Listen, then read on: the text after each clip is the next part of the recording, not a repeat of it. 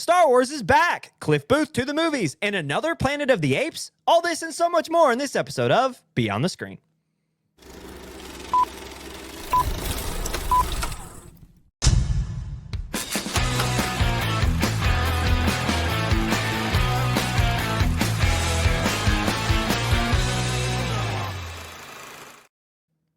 Hello, everybody, and welcome back to another exciting edition of Beyond the Screen. I'm your host, Ryan, and with me, as always, is the illustrious Jacob Holtzclaw. Jake, how are you, man? What's up? Yeah, he's illustrious. Jake is illustrious. Good. I went to Cincinnati for Taste of Cincinnati. No, just kidding. Yeah, there was like a good 4 blocks of just food vendors and food trucks. Taste of Cincinnati. It was awesome. There's a lot of people. I don't like people. That's just personal preferences. I don't like concerts because it's loud and there's a lot of people, and public events. Too many people. I don't know. A lot of different smells. People smells. Yeah. Like having to walk through people. Very difficult. Touching, don't touch me. Especially strangers. All I imagine is like you're like at a stall and someone like brushes up against you and you're like like you're like jumping for no reason. Like you're in a crowd of people. Like nah. I'll just keep her moving. But the food was good. I got like German meatballs, had a churro for the first time. There's something else. It's corn on the cob, I think. Pickle. Fun. It was all right. It's good 2 to 3 hours. I am a big fan of events like that though. Like farmers markets or like just like portable anything. Like those are fun. Like those are great ways to meet small businesses and like try new foods. This was this was like in the heart of Cincinnati too. So you had like skyscrapers like that's so cool. Yeah, they closed down a whole street for it. Sick. We got to go. Like, we got to make it a whole thing. Like, next time we bring the wife and friends. I assume it's Memorial Day every year. Yeah. Let's do that. That'd be fun. So, heading into a little bit of entertainment news, because we're just kind of doing some small talk here. And after 2.5 minutes, we're going to get straight to this stuff. But before we get right into our first segment, Jake, you hear about Kyle Busch? Yeah. Oh, my gosh. I saw a TikTok where there's always somebody who's like trolling the NASCAR community in the video game. So they have like online sessions or games or races, I guess, on these video NASCAR 2025 or Heat whatever 3 or whatever it is now. Yeah. Whatever the latest NASCAR game is that allows online player. And there's always people who will like wreck people on purpose, and then there's always the guys who are like most of the time they're redneck, and they take it way too seriously. And there was a guy, I guess his persona or whatever he was for the joke was he always chooses the Kyle Busch car. And so the bit was like, I don't know why you guys are choosing the Kyle Busch car. I've always choose the Kyle Busch car. Y'all just copying me now. And then everybody in the lobby was like, he died. Like, we're doing it for, it's like, I've always chosen the Kyle Busch car. And y'all are just copying me. Yeah, that's awful. And everybody was like, dude, it's not about you. Nobody cares about what you've always chosen. We were doing it because he passed away. And he's like, I don't know, man. It just seems like ever since I started racing and people copy me. Dude, that is a funny bit. But for those who haven't heard, because again, this is a film pod, like film pod, so we don't normally talk about, well, I bring up sports kind of regularly, I guess, but we don't talk about sports all that often, at least not in depth. For those who don't know, so where we grew up, NASCAR is like kind of a big deal. And I grew up watching NASCAR with my family. And so, we love Dale Earnhardt and we love Carl Edwards and whatnot. Matt Kenseth was another favorite of ours. But we always, like, especially when I was a kid, Kyle Busch was young. He drove the yellow M&M 18 car, and he was always just a menace. He was so good, but he was one of those that was, like, annoying because he was so good, So as time progressed, he became a legend. He eventually, I should say, he left the 18 car, and his latest car was 5, and he met like the number 5 Busch was legendary. And for those who don't know, this legend of the sport, only at 41 years old, he got sick, raced through it. I think it was a sinus infection, turned to pneumonia, and went septic. And he sadly passed away very quickly. Like it was like a progression of like he was sick, raced through it, started coughing up blood while working. He was working on the track. He was in like a race simulator, or like the day after he was on the track. Like he was fine. Like it's what's crazy about it. And that's why it's so tragic, is because, again, a living legend within the sport, just one day, just gone out of nowhere, only 41 years old. So it is very tragic, especially for those who love the sport. Like, I'm not going to sit here and say I'm the biggest NASCAR fan, but like growing up with it, like it's one of those things where it's just like you see someone every Sunday for your entire childhood, even if you kind of fell out of it, that kind of becomes a part of you. So, for those who love sports, and when you have like a favorite team, like when your favorite team trades away your best player, you feel that, like, you're like, like I'm not going to see them in that jersey anymore. Now, this is obviously to the extreme and well beyond that, but you get what I'm saying. Like, there's an emotion behind it. So when a living legend like that dies that you're so used to seeing, it really does it feels like you lost a little bit, like the sport lost, and the sport lost a lot. A very key figure. And again, just at such a young age. So very sad. And I was curious, obviously you saw it and you saw the joke someone like made on the game, but tragic, man. And then, there, like on the street race side, there was a guy named Kyle Loftus who recently passed away too. But that was, he's like a famous YouTuber, and drag racer. Yeah. 1320 video if you're in that world. But yeah, a lot of motorsports deaths recently. Very odd. Yeah, very sad. Rest in peace, 5. That's very, very sad.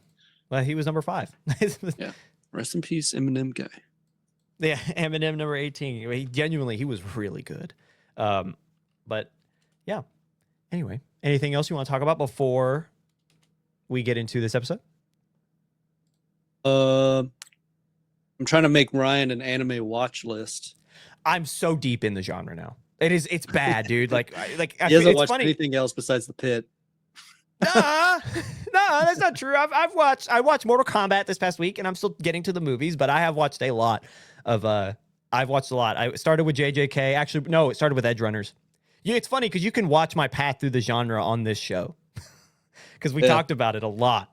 Edge Runners, JJK, and then just in my own time watched Spy Family, and now I'm about to finish up AOT. And it's fun. Next on the dock is Free Run, for those wondering, for those wanting to keep up. Which is a crazy jump for, I would assume that if you're into anime, that like the jump from something like AOT or JJK or whatever and just straight into Free Run, which it's a little bit of a genre jump, because I don't think you've had this is a fantasy sci-fi, and you haven't had any fantasy yet. Love fantasy, love sci-fi as just general genres anyway. And I like getting a change of pace, like different stories and different perspectives. And I'm really excited to see what Free Run has to offer. The only reason I haven't watched it yet is because I made a promise like a long time ago that I'd watch Attack on Titan. And I'm cashing in that promise at long last. But anyway, I'm on episode 88 of 89, if you're wondering. I'll be for the snobs out there. We'll get them on some Death Note and Full Metal Alchemist Brotherhood, and what else we got here? Black Clover. We'll get them on some of the more classic ones. For those wondering where I am, rip Commandant Shottus. That's all I'll say. And tragic, very, very. I don't get it. A man is what I'll say. He's a man. But anyway, we'll move on from that. And with that, we'll get into our very first segment, which is always box office news. Let's start with how we did in our predictions from last week. If you're new here, me and Jake are in competition with a bot that we know and love. It's Claude. Just straight up. We call him TJ, but he's just Claude. And so he takes from the internet. We take from the previous week's numbers and kind of from what we've discussed or from what we've noticed in the box office in terms of tendencies, in terms of trends. We're not using any analytics. We are just guessing, literally gambling at this point, just making predictions based off what we've seen from the past week. So with that being said, let's see how we all did. Jake and I are both very, very equal this week in terms of how we did. Both getting 1 out of 5 correct. Jake predicted The Mandalorian and Grogu at 1, Michael at 2, The Devil Wears Prada 2 at 3, Passenger at 4, and Obsession at 5. Again, getting 1 out of 5 correct. I'm right there with him, predicting The Mandalorian and Grogu at 1, Michael at 2, The Devil Wears Prada 2 at 3, Obsession at 4, and Passenger at 5. If you're keeping track, me and him were very, very similar in our predictions. We literally flipped 4 and 5. And on the opposite side of that is TJ. TJ predicted The Mandalorian and Grogu at 1, Michael at 2, The Devil Wears Prada 2 at 3, Obsession at 4, and The Sheep Detectives at 5. So again, me, Jake, and TJ are all very close in what we predicted, only switching a few here and there. But the difference is TJ got 2 out of 5 correct because he had The Sheep Detectives at 5 and The Mandalorian and Grogu at 1. Our season totals through 9 weeks of guessing and predicting. Me and Jake are now tied for first at 27 points apiece, and TJ closes the gap, getting up to 25 points. Jake, how do we feel? I feel like this is so much fun. Like at the 9-week mark, where technically this is our 10th episode of the season. We started predicting in episode 1. So through 9 weeks of guessing, we are separated by 2 points. Yep. Isn't that crazy? Yeah. We point this out every single week. We point this out every. We're at 60% of the points that could be had. We have 60% of them. Low key, we talked about this last week. Predicting at a 60% clip is pretty good. Like if you were shooting in basketball, if you shot 60%, you are literally a god. You are at 55. That is still pretty good, but we're shooting better. But our true field goal percentage is like pretty good. It's like god tier level. So we're doing pretty good with our predictions. Don't look at the fact that we miss 40% of our shots. No. We make 60% of them. I'd bet on a 60. There's gotta be a pretty harsh under that like I wouldn't bet on 60%. Like 60% is enough for me to be like, that's plausible. That is a high percentage. Like if you saw you had a 60% chance to win something, more likely than not, you're like, you know what? Yeah, why not? Like the worst that could happen. Right. Like, well, you lose, but unless the lose is completely god awful, like death, then I'm like, maybe I won't bet on that. But like, you stub your toe or get $1 million. And I'm like, that's a good deal. Listen, us blind guessing and getting 60% correct, I will take that. And the thing is, what's interesting, and we talk about this every week, but I'd love to bring this up. TJ using the entirety of the internet. Yes, he's very close, but he gets more 5 of 5 correct. Like the only reason he's competitive is because he's gotten 2 or 3 completely accurate bills. But the rest of his weeks have been like this, 1 or 2. The majority of them. If not for those 2 or 3 instances of going 5 of 5, we would be blowing him out. Me and you were a lot more consistent throughout the week. So I find that interesting that like we might not get 5 out of 5 correct very often, but we're more likely, yes, we got 1 out of 5 this week in what is a slow week for us. However, more often than not, we're getting 3 out of 5 or 4 out of 5. So I find that trend interesting, that us just going off of the tendencies from viewers and just us basing our guesses upon the previous week and what we've seen beyond, because we've been doing these guesses for almost a year now. It's interesting to see how we can get super close, even if it's not completely accurate, how we get, again, overall more correctly, even if it's by a slim margin, versus TJ and Claude, who has the entirety of the internet. I find that fascinating. Well, he does his best. I will take it. Maybe those Reddit guys know something. Maybe those Reddit guys? Who are we? We're not the Reddit guys. We're just going off of what we see. You talk about Claude. Yeah. The Reddit guys know 55%. 55% of what they should. Yeah, most often, yeah. Anyway, with that out of the way, let's go back to the top and give you the accurate top 5 at the box office. Leading us out this week, you guessed it, you knew it was going to happen. The Mandalorian and Grogu finishes first, followed by Obsession in a shocker. Curry Barker's sequel weekend in his first opening in terms of his first film comes in second after coming in third last week. Finishing third this week is Michael. Rounding out our top 5 is The Devil Wears Prada at 4 and The Sheep Detectives coming in 5th. Although there is a battle for 5th that we will be keeping track of throughout the night. We'll tell you more about that here in a minute. Let's go back to the top and go to The Mandalorian and Grogu. In its debuting weekend, the film earned $81.9 million on its 3-day weekend. This is a holiday. Happy Memorial Day, everybody. Late as it be. Happy Memorial Day. Hopefully you had a fantastic day. The numbers are still coming in for Monday, and those won't be certified until tomorrow. So we will not know the official 4-day count until tomorrow. So a lot of these numbers will be estimated, but we're going to go by the traditional 3-day numbers just because we've always done that, and it'll be a little bit easier when keeping track of our stuff. So unless we say otherwise, we're talking about the 3-day numbers. So keep that in mind.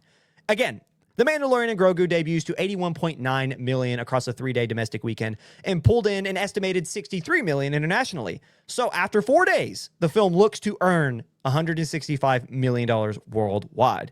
While seen as a disappointment to most, not all is to be feared, however. We will talk more about this in our next segment, in what is usually our major news segment, which is segment 2. So stick around and hear more about that. But before we jump off of that, something that I really wanted to point out and get Jake's opinion on, because I find this fascinating. The film naturally split critic and audience reviews. We've seen that time and time again. In fact, that happens more often than not. Earning a 62% on the tomato meter from critics and a 89% on the popcorn meter. Jake, 89% on the popcorn meter for a Star Wars film, according to Forbes, gives The Mandalorian the 4th highest audience-rated film in Star Wars history, above Rogue One and Revenge of the Sith. Well, That's crazy.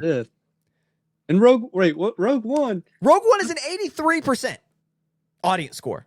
Arguably one of the best of the best new one. I don't even talk about the what they called. They're not prequels. Are they sequels? Are they the Rogue One? It is like I'm talking about like the main ones. Those are the originals. So you have the originals, the prequels, and then the sequels.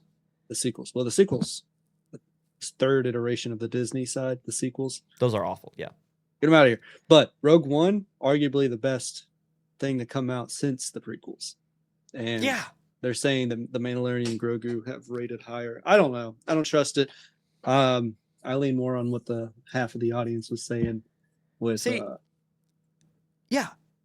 I'm right there with you. But Revenge of the Sith, I can understand why it's got a 66% in the audience score, which I can understand because when it first came out in 2005, people bombed it. They hated it. Yeah. But you know how this happens where, like, we saw it recently with Breaking Bad, and I cannot remember which show it was competing with at the time. But Breaking Bad's best episode was review bombed because people were mad that the general public thought that whatever episode it was on Breaking Bad that had like a 10 out of 10 on IMDb was rated higher. Again, I cannot remember which show this was, but this was like a number of months ago now. So they review bombed it, even though the episode of Breaking Bad that they review bombed had been out for 12 years or 10 years at that point. Why are we not doing a reverse review bomb for Revenge of the Sith and just giving it 5 out of 5 stars everywhere and getting it up to what it should be? Because that film should be in the 80s, most definitely. Like, that is a good film. Revenge of the Sith is a good Star Wars film. And so that's kind of my point. Like, I understand why it's at a 66 because of how it was received 20 years ago.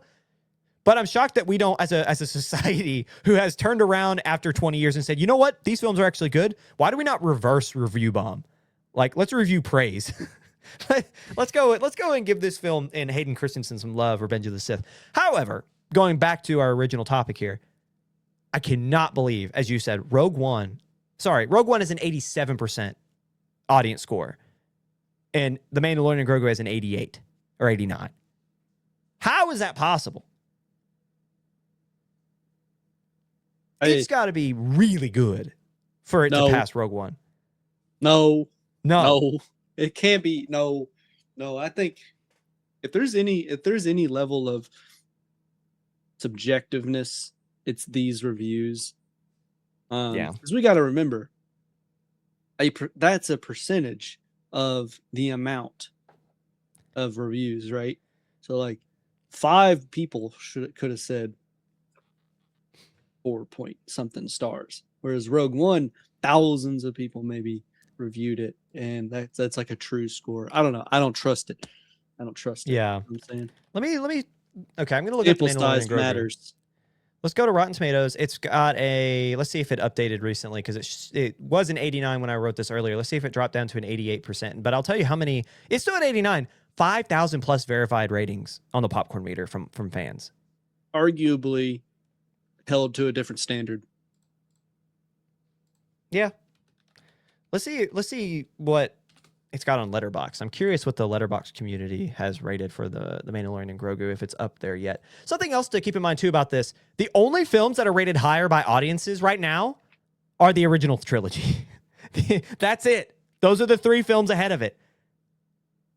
I just Again, had the girlfriend watch uh the first episode 4 of Star Wars. oh Just had really? her, yeah, And New her Hope. thoughts? Her thoughts? She might have dozed during a portion, but yeah. Only See, the best trilogy to ever exist. It is the reason. Anyway, I'm not going to go down that path. I understand it's not for everybody, and I respect people's opinions. I don't blame her. Like you just got to get through it because like I think she's gonna be enthralled with the prequels.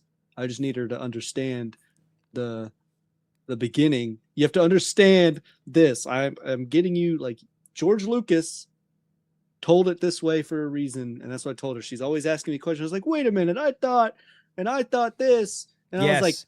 who knows? Dude, I'm so happy you said that. And we're going to talk about a ton about Star Wars today, but there is a large population that wants to show people the story in chronological order. And someone made this point online, and I cannot remember who it was, but you are ruining the experience.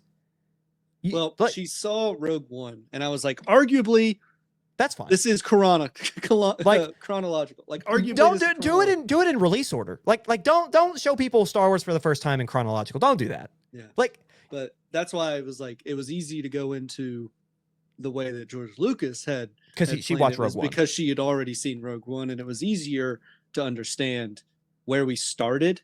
Yeah. In terms of watching New Hope. Honestly, though, that you know why that is a great point, like a great part to start. If you're not going to go, the only exception is what we're talking about is Rogue One, because think about the nature of how you feel about Darth Vader after seeing him in Rogue One. Yeah. Then when he shows up in A New Hope, because if you show anyone who's not familiar with Star Wars A New Hope and they see Darth Vader, they're gonna be like, oh yeah, helmet guy. But if you show them after what he does at the end of Rogue One, when he shows up in A New Hope, you're like, oh. Like, he's actually that guy. Like, well, I realized, like, after watching New Hope, now I have a fresh perspective on it. It's like, I guess you could see how, like, somebody could be confused for the first time watching Star Wars and be like, who are these people? Yeah. I just got into this and, like, I was like, she's got a thing and gave it to that guy. And it's like... But that's the art of the storytelling, and that's why it's so, like, when it wraps itself back up, because it gives you so many pieces that you're not supposed to understand at first, that's why it was so masterful when it first came out. But like, last thing I'll say, because, well, I guess last two things. One, I feel like the Letterboxd community is a little bit more realistic with the Mandalorian and Grogu, because out of 445 fans who gave it ratings thus far, it sits at an average of 3.2 stars, with 26% giving it 3 stars and 23% giving it 4 or 3.5, I should say. Sorry. So I would say that's probably a little bit more realistic versus what the tomato meter and popcorn meter have it at. Right in the middle, probably what it should be at is a 65, 70%, from what most people are saying. But the other thing is too, last thing I'll say, because we're going to talk a lot about Star Wars later. I don't want us to just talk only about Star Wars in this episode. However, we talked a little bit before about how they should make a Star Wars horror movie. Can you imagine a horror movie set from the perspective of a rebel soldier stranded being hunted by Darth Vader? Dude. Yeah, that would be pretty good. But I would rather the zombie, it could be a short story, or like I would rather the Star Wars lean into the zombie stuff, or like there's some sentient beings of space that's pretty scary too. I would rather have Darth Vader. I would rather see his crusades like immediately after the series of the prequels, like, because he goes on a rampage almost. So I would rather see that. Bring Hayden for a Vader series. He said he wants to do it. Like, that would be. I just would love, because like that TV, if it was a series, that would blow up. Oh, it'd be a huge, which that is relevant to what we're talking about today. So keep that thought in mind about series. But the other thing I was gonna say too is, like, I would love, just think about what the galaxy perceives Vader as. They think he's a myth. At this point, at the point of when Luke shows up, it's like 19 years after the events of... What's nuts is like everybody thinks that they're a died out religion, or like it's fake. After 20 years. It was only 20 years. Well, I think the thing is too, is that, like, people didn't really get like a front row seat, because the war between the Trade Federation and the Republic wasn't something that was on everyone's doorstep, because that galaxy is so vast. So I feel like only a certain select few got to see Jedi in action. They thought of them as generals. You know, so like it was like, oh, like they're just giving orders. They're not actually like, they say they're wizards, but they're not. So that when they died out, it's like, obviously they're not all that powerful because they were able to die. I would say that it was probably closer attributed to like they are warriors and they are generals. And like, yes, they may have had lightsabers, but that doesn't make you a Jedi. And That's they just a probably skill. didn't even know. Yeah. Like, yeah, they didn't actually, they just saw warriors with different weapons, I would say. If they Yeah. even saw the war at all. And it was the Republic and the Trade Federation, and maybe not so much as a religious or a religion. also Exactly. They saw, intertwined with it. because at that point, which is fun too, because in the prequel, that's the whole point, is like, and that was the Jedi's downfall, was that they got too enveloped in the Republic. Like they were supposed to be something beyond that, and they got too enveloped in politics, and that was their downfall. So it's like, if that's what's happened, and the average person has never seen this mysterious wizard, the Force, no one's seen that happen, then when they show up, they're just generals with this cool toy that they can play with. Not everyone's going to know, or even if they did see the Force in action, they're not going to understand what happened. Like they're not going to sit and say, oh, he moved something with his mind. Because to the average person, if something just fell over, they're going to be like, what crazy timing. What a coincidence. So it's like, I just flew across the yeah. It's like, battlefield. how'd that happen? You know, but they're going to think that maybe like a blast came over and they just didn't see it, or like there was an explosion that they just didn't pick up. And so it's like, when you take that into account, that the Jedi were mysterious, on top of what you said, they were so enveloped with the Republic and they were just seen as generals. After they died out, oh, they're supposed to be this master, like powerful race of beings that have this mysterious power, but they died, but just by an army that marched on them. They can't be that powerful. I can see why after 20 years, with that in mind, why people would think that they were like just a weird religion. Like that would make sense. But anyway, I would love, with that, going back to what we were talking about, because I know we're going way on a tangent here about the Mandalorian and Grogu, and specifically the how highly rated it is from fans on Rotten Tomatoes. Can you imagine you are a rebel soldier and you're like, Vader's a myth, or Vader's not what they say he is, and all you hear, like after you go to battle, your comrades just go flying for no reason. A red blade just gets boomeranged at your head. You duck. The two people behind you lose their literal skulls. You run, and out of nowhere, you just hear, like that would be the most terrifying thing ever. If you thought you were alone, you know, like that would be, being hunted by that would be so scary. And we got just a little taste, a little morsel at the end of Rogue One. And I agree with you. I would love to see, like, I want them to do like 5 projects of just Star Wars horror and just go down every avenue they can. But specifically, give me one episode of a series or like one short film where this rebel soldier is just being toyed with by Vader. This guy's just hunting him because he thinks he knows something and he's trying to get information from him so he can't kill him. So he's just trying to break him down. But it's from the perspective of the soldier. Can you imagine? Oh, this guy is in. This guy is in for it. Anyway, let's get through these top 5 really quickly. Coming in second at long last, we're back to the box office. Coming in second in its second weekend in theaters is Obsession, earning $22.4 million domestically and earning $79.7 million worldwide. Again, 3-day weekend estimated, but still great numbers for Obsession. In a major twist, the Curry Barker directed horror feature pulls off a major second weekend upset and actually climbs the spot, passing the likes of Michael and The Devil Wears Prada 2 to earn second place, which is not something we normally see. Once they debut, usually it's a steady decline. Sometimes they'll go up if they're like a Disney animated feature and it's a packed weekend. Maybe they'll go up by like 2%. According to Discussing Film, I have it right now. According to Box Office Mojo, with unofficial numbers, it has climbed just over 30%. Discussing Film has it at 39% in terms of increased gross. That might be adding the 4th day. If that's the case, according to Discussing Film, that is the best a film has ever climbed in its second weekend this century. So in the last 26 years. So this signals a major word of mouth push from audience members, and people are going to see this. Huge win for indie film and for just creators trying to make that jump. This is the 3rd such we've seen. We've yet to see The Backrooms, which comes out this Friday. But remember, Markiplier did it last year. Barker, doing it right now. And Kane Parsons is doing it on Friday. Great time for indie film. Just want to put that out there. We're not done talking about indie film. That'll come in our 3rd segment, but keep that in mind. Great time for indie film.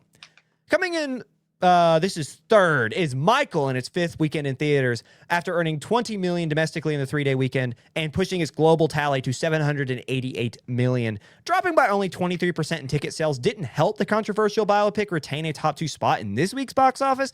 However, the film becomes the first ever biopic to cross the $300 million mark domestically, which sets history again for the genre for biopics.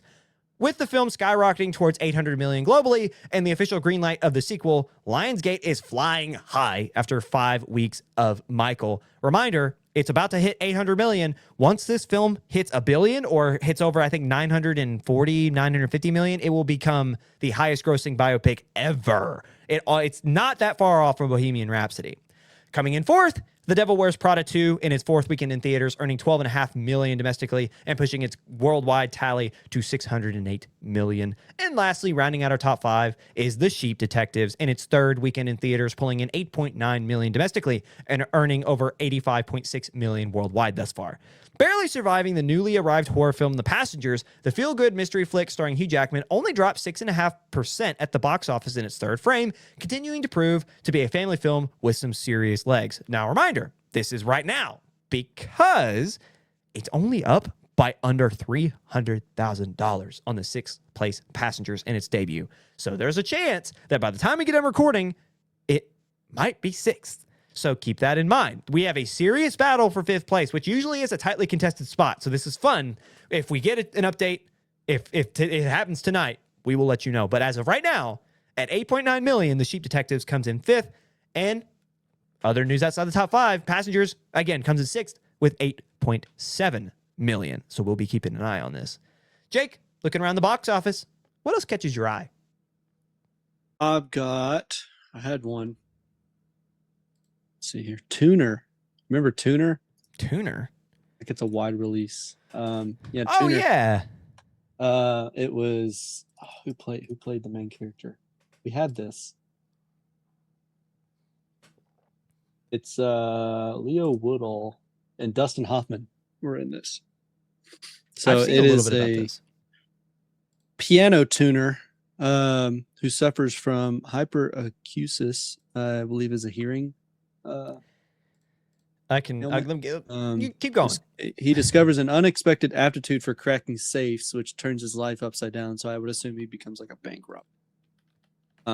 With Dustin Hoffman in it, Ellen Jameson, which she is in Barry and Merv and Marshall's. Marshall's parents are watching right now, I believe.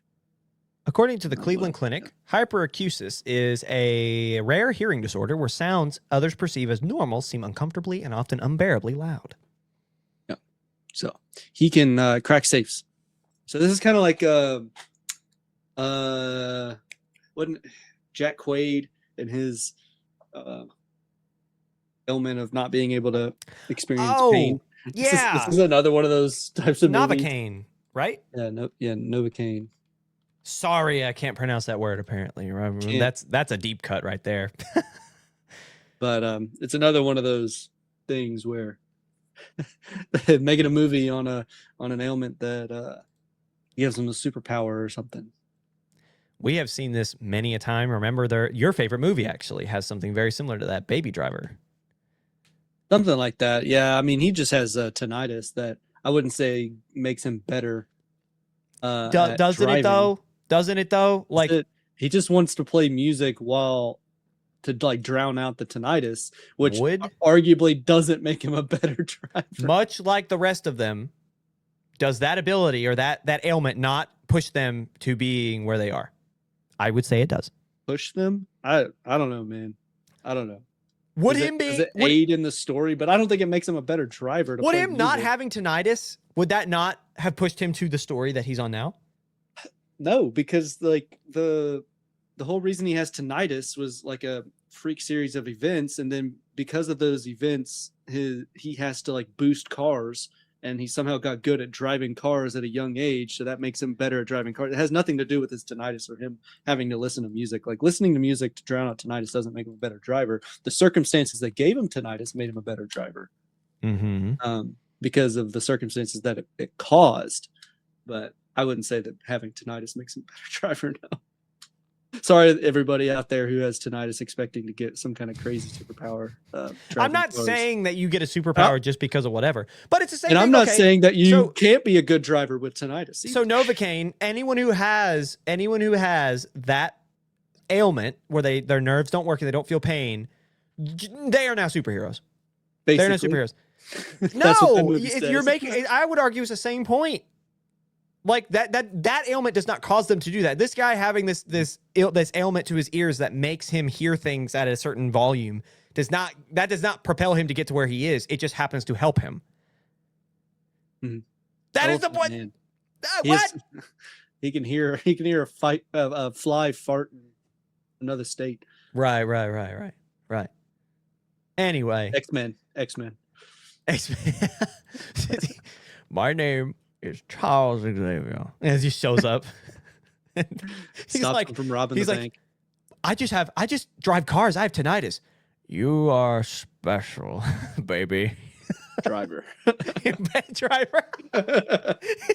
He goes, driver. No, oh, that'd be such a funny way for him to get his hero name. He's like, you are special, baby. Driver. He's trying to correct him, like, I just drive. Driver. He's like, baby driver. That's a good name. He's like, yeah, baby. And then now we've turned into Bane. Yeah. I was born in the darkness. Yeah. Somehow Charles Xavier, somehow that correlates. I don't know. We're going to move on. Both bald. Yeah, but no, that's not. One of them's legs don't. Oh, wait, that's Batman. What is happening? Anyway, let's get into our predictions. Every week, again, we make a prediction for the next week, the upcoming weekend in the box office, I should say. We got a pretty interesting development happening in the battle for the top 5. Jake, walk us through your 1 through 5. I've got the Mandalorian and Grogu at 1. I'm thinking that because it got 80 million-ish, we're not finalized yet, that it's going to drop the usual 40 to 50. I think 40 is probably the safest, but 50 is maybe. So that'll put it at 40, and that's like the cap. That is going to get them first. I've got Backrooms coming in at 2. I think they are going to be pushing that high 20 into the 30s. No problem. And then we've got Michael at 3, which Michael's sitting at about 20 million right now, losing only 20% from last week, and it's 5th week. So I'm seeing that they could probably go up to 30% maybe in their 6th week, dropping them into the high teens, very high teens. So that puts them at 3. Obsession being something that what you spoke about earlier was something that just became hot in its 2nd week and gained 39%. Win over loss at 23 million. It's at 2. I see like a harsh, like drastic decline of 50 to 60. So that'll put them into the low 10s, I believe, teens. So I've got them at 4. And then the breadwinner, which is like a kind of a crazy one to put in there, is my number 5. It's like a family movie about a guy who gets laid off, and then his wife goes back into the workforce, and then he has to like learn how to raise his 3 kids through whatever way. Like he's going to probably be jerry rigging stuff. And Emily says it's just Mr. Mom, but I don't know what that is. And so maybe those folks out there will know what that is. But I think it's odd that, like, I don't know. He's a grown man. I feel like he would be able to drive his kids to school, or at least know where his kids' school is, or be able to type in at least the name of the school into a GPS and not get lost, and do laundry. It's hyperbolic, I guess, to me. I'm not the target audience. You know, Emily did make the point before the recording that it was like Mr. Mom, but after like you talking about it, I don't know why it didn't come to me earlier. It also sounds like a happier version of The Roses, the one with Benedict Cumberbatch and Olivia Colman from last year. Because the same thing happens. Like one's an architect who was like the breadwinner, and the other was like not like a wannabe chef, but like she hadn't realized her dream yet, but she wanted to cook. And then a book. I think. Yeah, well, right? The original movie is The Battle of the Roses from like the 60s, and this is a remake of that. But it's the same concept of like dad has a falling out at work because his architectural structure fails, and so he loses his job. Mom, who he had just bought before he lost his job, had bought her a restaurant to make her dream come true, goes worldwide at the same time, and so she gets really wealthy. So their roles flip. But the difference is that there's a resentment that builds up between the two because the roles flip. And so he raises the kids, and she has fame she doesn't know how to deal with. So she is away from the children, but all she ever wanted to do was raise them. But she's lost in this fame, and he comes home lost, not having that. Again, he was famous, like he was a world-renowned architect, and now he's kind of just like he has no more. There's almost a disdain towards him from that audience now. So now he's just at home, and that. You know what I mean? Like, you have the fame I once had. I should be the breadwinner, and now you are, and now you're never here. And there's like a lot of fun stuff. But this, like, the breadwinner seems more like Mr. Mom in the sense of like it's almost more comedic. Like, I know the breadwinner is very comedic, but like it's on that same note of like roles, like normal societal roles for mothers and fathers flip. And it's like the chaos that ensues after that. If you want to watch like a really good, like kind of messed up movie, watch The Roses, because it does not end the way you think it will. It's really good though. Anyway. It's on to you. Oh, then I'm gonna keep talking. Yay! My favorite thing. Okay, my top 5 include, very similar to Jake's, The Mandalorian and Grogu at 1 and The Backrooms at 2. I think Mandalorian and Grogu, even if it drops 50%, it's going to be at that $40 million mark. And Backrooms will come close. I think it'll probably earn between 30 and 40. I just don't think it'll pass it. I think Mandalorian and Grogu will probably fall closer to 40 or 45, which will still put it over 50 million. And again, at best, Backrooms will probably earn between 40 or 35 and 42. It will not pass unless something crazy happens. I'm willing to bet, which I'm doing right now, that it will not pass Mandalorian and Grogu. So Mando, Backrooms 1 and 2, followed by I have Obsession at 3. That 3 and 4 spot's going to be tightly contested. They're only separated by 2 million here. And you're right. Like horror films like Obsession, they have a tendency to drop after week 1. So now after 2 weeks, is it time for it to drop, especially with a Backrooms coming out to steal that same audience? Yes, it's due for a drop, but so is Michael. Michael coming in, it will be going into its 6th week in theaters. I think both will drop pretty heavily, very similarly. And that's why I have Obsession at 3 and Michael at 4. Even if they both drop the exact same percentage, they both could drop 50%. Like it's just due. It's just due for both of them are. So again, I really like your reasoning for Michael at 3. And if you're right, I will not be shocked, but I just think that it's not a matter of which one will drop more. I think they're both going to drop at the exact same pace, which is why I have Obsession at 3 and Michael at 4. And then lastly, I just split everything down. I have The Devil Wears Prada 2 at 5, but it's going to be a tight race. Passengers is going to drop heavily after not reviewed very highly. And again, there are 2 films ahead of it of the same genre that are better in Backrooms and Obsession. So it's going to drop hard. Even at 6, it's going to drop probably over 60%. So Passengers will not be in consideration for 5, but Devil Wears Prada 2 will be. The Sheep Detectives will remain high. And there are other films besides just The Breadwinner. There is also, remind me, what was the other film? Brendan Fraser starring historical drama about D-Day. And I'm blanking on the name of it right now. That is the 4th one that will be competing for that 5th spot. I don't think it has the Pressure. It doesn't. Pressure. Yes. Pressure. That is the 4th film that could compete for that 5th spot. But I really think it's going to be Devil Wears Prada, The Sheep Detectives, and The Breadwinner. That's going to be kind of your 3, but Pressure could sneak up and sneak that 5th spot. So it's going to be a really fun battle for 5th going into next week. But I'm going to say everything slides down and The Devil Wears Prada 2 will win out because I haven't seen a lot of The Breadwinner. That's just kind of the thing. That's the reason why I don't put it at 5. But again, I see your reasoning, and it definitely could be. We have a very special prediction on this episode. Emily, would you feel comfortable coming forward and explaining your top 5? She has a very interesting top 5, very similar to us. Me and Jake are, again, very similar, but I would like for her to come forward if she feels comfortable to explain why her 5 are the way they are. Thanks for asking, Ryan. So basically mine is the exact same of yours, but I do think because of the Mandalorian and Grogu not meeting a lot of at least critic expectations of them wanting a more of a lore-based movie, and then the Backrooms having some heavy marketing, some really popular marketing, and then this also being really popular among our generation and maybe a little younger, I think that the Backrooms would be first. Hey, actually, I have my own little ticker. Hey, so there I it would is. say Backrooms first, and then Mandalorian and Grogu and then the rest is just like Ryan's Obsession, Michael, and The Devil Wears Prada 2. Everything else is just going to shift downwards, and then I have the next to my ticker because I do that a lot. Thank you very much. You're so close to being perfect. You know, I hate to break it to you. You're not going to be 5 to 5 this week because you're so close. But thank you very much for joining us. Okay, so to be fair, that's what we said about Jake 2 weeks ago, and Jake did have Michael jump from like third to back to first. So we'll see what happens. Yeah, but I'm me. So I'm giving you a hard time, Emily, and Jake. I will forever give you credit because you called that and you were so right, and I did not believe in you for a second. Hey. So, anyway, thank you for joining us, Emily. That is your predictions. We will tell you at home how she did next week. That'll be very fun to see. I'm excited to see how she, again, so close to perfection. But anywho, Jake, tell us about TJ. Tell us about Claude. What did he predict for this upcoming week? He's got Backrooms at 1. Oh, establish that. No.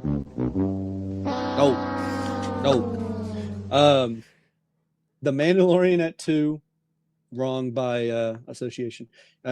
Obsession at 3, which arguably is wrong because of my prediction. Ryan also got that wrong. Michael at 4, which is wrong by association. And then Devil Wears Prada 2 at 5. No. I'm reading something else. Ryan, why did you? You did this. Don't look at me. You wrote this in the script. Anyway, Obsession at 3, still wrong. He's got Breadwinner at 4. He thinks Breadwinner gonna beat Michael at 5. TJ really got the Breadwinner over Michael. TJ bought too hard. Is going to get over 15 million. He bought too hard in my point I made before. He knew what I was going to say before I was going to say it. And he was like, Ryan's right. In terms of Michael deserving a drop. I will say that there were some I did reprompt it because of all the costs or not the cost, the return that TJ gave me back was the Backrooms was the highest at like low 20 million. And I was like, that the Mandalorian just made 80 and you put it at 2 at less than the Backrooms at 20 million. It was like, your totals are wrong. We went with the first answer. I reprompted and it was the exact same as Ryan's. Which basically I just copy and pasted the same thing, ran it again, and it was the same thing as Ryan's. So because we don't want to lose. This is what it gave us first, okay? We're going with what it gave us first. That's not it at all. Hallucinations and all. We decided that whatever it spits out first, regardless of the prompt failing, halfway through the first time I did it, and it never actually gave me something. So we went with exactly the first thing. That's what happened. Again, for those at home, the top 5 for TJ or Claude is Backrooms, Mandalorian and Grogu, Obsession, Breadwinner, and Michael. Which, the thing is, that still could be correct. That's kind of like, it could happen, just depending on how things fall. But yeah, I'm excited to see. We have a lot of fun predictions here. Jake, anything you want to tell the people before we get into our main topic? We've had a long first segment. I got nothing, man. Go watch the Backrooms next weekend. If you don't know anything about it, tough. Go watch Wendigoon's breakdown of it. It's very good. It's a very good way to get a very quick and very educated breakdown of the whole Backrooms. Because it's very ambiguous, the show, or like the ARG that is, or I guess it's just an analog horror. It's not quite an ARG, but the analog horror on YouTube, it's on Kane Pixel's YouTube channel. But it's hard to it can be hard if you're not used to that style to find the story. Go watch analog horrors on YouTube, like the good ones. There's a lot of really bad ones. Go watch the good ones because they're a very unique way of telling a story and they're fun. But thing is, if you're not used to absorbing that type of media, it can be very hard to understand what's happening. So find like a Wendigoon type who knows how to break down those stories and give you the information that you want if you're not used to it, and then kind of work your way in. So for those who are not familiar with Backrooms, go find Wendigoon, find his Backrooms video, watch that. It's probably like 2 hours long. Like the dude goes all in on breaking down stories like that. So, but I highly recommend watching that just so you have kind of an understanding of what the Backrooms are from a theatrical standpoint or from a literary standpoint before you go in, because it's made by the same guy, Kane Parsons, who is Kane Pixel's, the guy that made both. So highly recommend. But anyway, with that PSA out of the way, coming up after the break, we're going to talk more about The Mandalorian and Grogu and Star Wars. Just what you wanted. You wanted to hear more Star Wars talk. Right after this.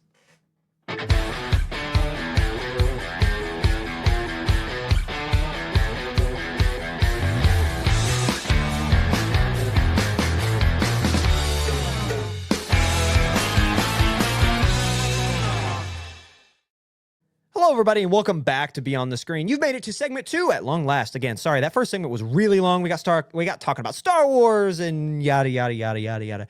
But we're finally here, and just what you wanted to hear, more Star Wars. We're breaking down The Mandalorian and Grogu and everything that went on. After 7 long years, it has been almost a decade, the better part of a decade, since we've seen Star Wars on the big screen. The newest rendition, or the newest edition, I should say, of the Star Wars franchise has finally hit the big screen. Let's officially talk more about The Mandalorian and Grogu. To recap, because again, it's been a long time since we mentioned, I think it was at like the 20-minute mark when we mentioned the official numbers. Let's go back through them again. The film opened to around 100 million domestically, while for literally almost any other film in existence, this would result in a round of applause from the general public and a wave of excitement from the production house. If anyone else opened to 100 million, they'd be like, we just hit the lottery! Like, everyone would be freaking out. But this is Star Wars and Disney, and 100 million is literally pocket change. It would cost more for them to turn around and pick up $100 million if they dropped it on the street than it would be just to walk away and continue working. Like, that's how little 100 million is to this company and this franchise. So, because it only earned 100 million domestically in its first weekend, many fans surrounding the illustrious franchise have remained very pessimistic. The thing is, this box office performance, it matches the universally hated flop that was Solo: A Star Wars Story. Not great company. Because not only is this bad in theory, because as I said, people loathe the aforementioned prequel that is Solo, but this also cements The Mandalorian as one of the worst openings for a Star Wars related film of all time, leaving many without even making it out of the weekend to already consider and label The Mandalorian and Grogu a flop. Instantly. But the thing is, the numbers are a little misleading. Let's break down why. One important note to consider is the film's budget. When compared with other installments into the franchise and to Star Wars as a whole, doesn't matter which iteration, whether it's original, prequel, sequel, or spin-off, right? The Mandalorian and Grogu has a noticeably smaller asking price. Its price tag is really small, meaning it doesn't have to earn $1 billion to break even, like we've seen before. In fact, the estimated $165 million budget the film demanded, which is still a crazy number when you think about it, but the $165 million it took to make the film, not counting marketing, would only come out to half of what it cost Disney to make Solo. Again, Solo cost double of $165 million. All that to say, going back to the fact that The Mandalorian is relatively cheap to make for Disney, this means that after one weekend in the worldwide box office, the film has already broke even in its production budget because after almost 4 days, the numbers aren't official yet, Box Office Mojo has The Mandalorian at $163 million earned. $100 million in the States, $63 million worldwide thus far, meaning it's already broken even on production. Also doubly meaning The Mandalorian is more of a success for the House of Mouse than anything. So how did we get here? To the point where the exact same box office opening that was considered a commercial flop less than a decade ago is now being considered the goal. This is what they want. This is the goal for Disney in the same franchise. In 7 short years, 100 million domestically went from a awful flop to the goal or a success. Again, 7 years later. According to the Daily's newsletter, there are a few key compounding factors to keep in mind when kind of dissecting this. The first being the $2 billion earned by The Force Awakens in 2015. One of the highest grossing movies of all time is The Force Awakens. Not a lot of people remember that. The beginning of what is considered the worst trilogy of the 9 major films earned $2 billion, just a little over a decade ago. This may have set an unreachable standard for the legacy brand and for Disney, especially when you take into account what followed after The Force Awakens with nothing but disappointment in what became eventually rounding out that trilogy with The Rise of Skywalker. The second factor may be the dilution of the brand through their heavy emphasis on television series. With so much content coming out at once, like Ahsoka, Kenobi, and Bad Batch, etc., this may have changed what modern-day fans think about the series as a whole, pivoting what they imagine Star Wars. 15 years ago, people would say Star Wars is strictly just a big screen, IMAX level of event. Now, a lot of people have different perspectives, which leads us to an interesting point. Is Star Wars now a TV series franchise rather than a box office monster?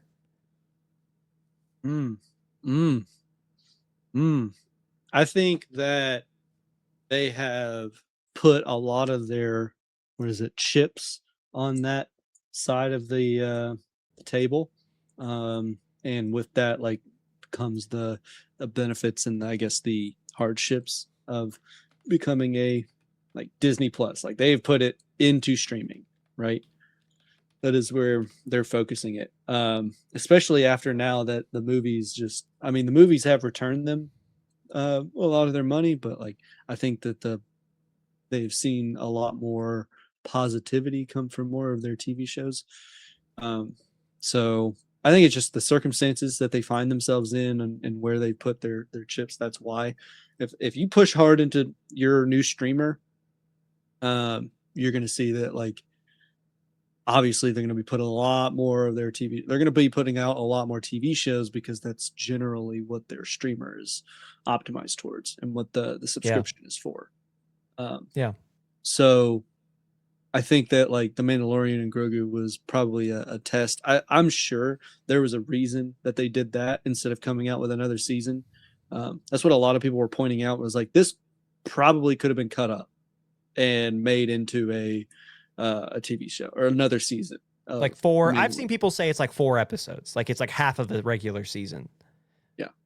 So that's why a lot of people were like, why didn't they, like, could they not have made as much money with less, doing it in a episode wise instead of doing a movie? And then a lot of people were like, oh, it's too late. Like, it's been way too long to put out a movie. Just come out with another season of what this was. Yeah. I'm not sure. I would say yes. They're probably a TV series franchise now than on Star Wars. Yeah, Star Wars in particular. Not Disney, but Star Wars. Which is unfortunate. The thing is, though, this has been happening for more than 2 decades. When you think about, like, the original They Clone just Wars, came out with a mall thing too, right? Yes, and it's fantastic. But think about, there were 2 Clone Wars animated series before Disney bought it. Then Disney kind of put a stop to that and focused entirely on a trilogy that flamed out. Then, so you got to think too, Rogue One and the trilogies, or the sequel trilogy, came out before Disney Plus even launched in November of 2019. 2019 rolls around.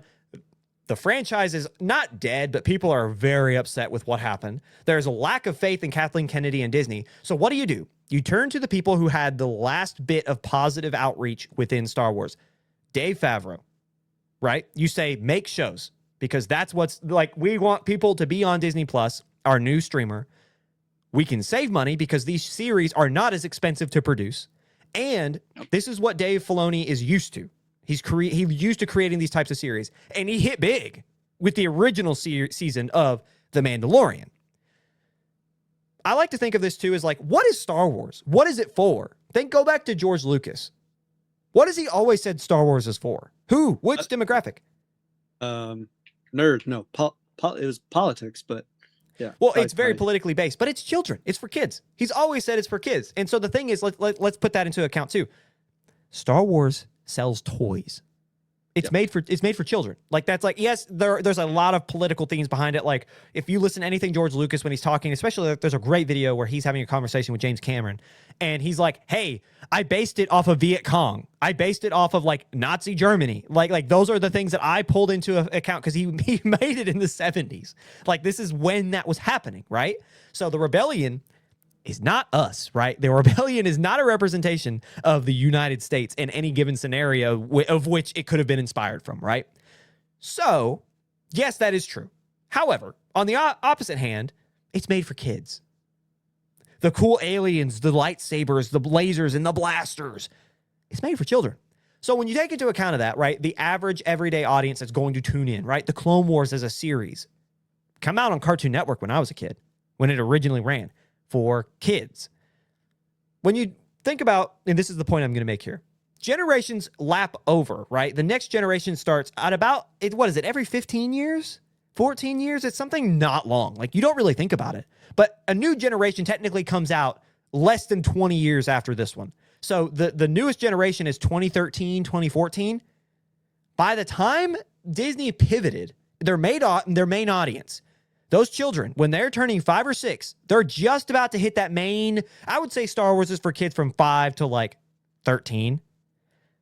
When that audience is just becoming of age, you're pivoting to series. You're pivoting entirely. You go 7 years in this generation, Gen Alphas, in their main kind of like their comeuppance, right? When they are developing, when they're watching and taking in Star Wars, all the new stuff are series at home.